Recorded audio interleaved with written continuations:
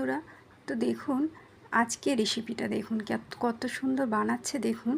বাচ্চারা তো চিপস কুরকুরে খাওয়ার একদম মাস্টার, চিপস কুরকুরের নাম শুনলে একদম পুরো পাগল হয়ে যায়। তো আজকে সেই চিপস দিয়ে একটা রেসিপি বানাচ্ছে দেখুন, কত মানে সহজ পদ্ধতিতে, অথচ কত কম সময়ের মধ্যে।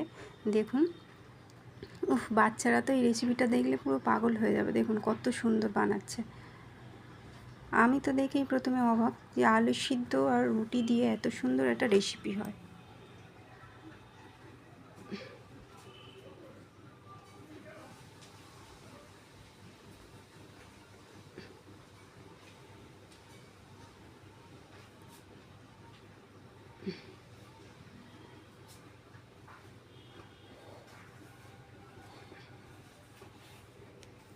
দারুণ।